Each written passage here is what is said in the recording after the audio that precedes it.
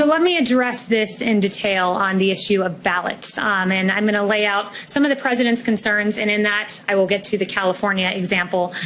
First, I want to note that there is a Pew study done that shows there's plenty of reason to believe that in the mass mail-in system that there is fraud. They estimated that approximately 24 million, 1 out of every 8 voters registered in the U.S. are no longer valid or are significantly inaccurate. So these are people who are on voter registrations that have not been maintained, that have not been kept up.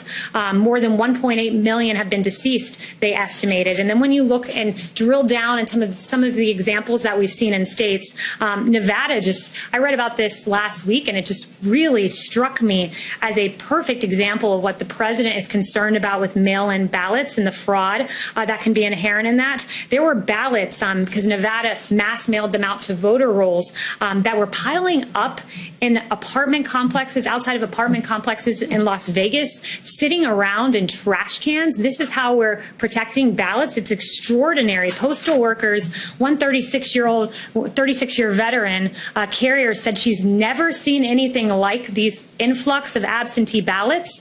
All of the people had moved or died when she set out to deliver on her first delivery route. And this happened just recently. You can go read the articles from last week. She found 65 ballots of people who had moved or died on her second carry, 100. And then as the week progressed, thousands just sitting in crates. I mean, this is extraordinary. This is not how we should be protecting U.S. ballots. In South Carolina, the Democrats sued to force a rush transfer of mail-in voting, and this happened again recently. I think it was last week. And mail-in ballots for South Carolina turned up in Maryland. There's another example of 700 suspicious mail-in ballots in Dallas, and an individual charged with second-degree felony illegal voting.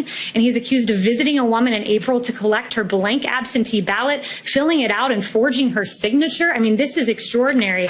And then you go on. There's a New Jersey example of over 3,000 ballots that were seemingly set aside. And going to California, you mentioned California is one of those states that's notorious for ballot harvesting.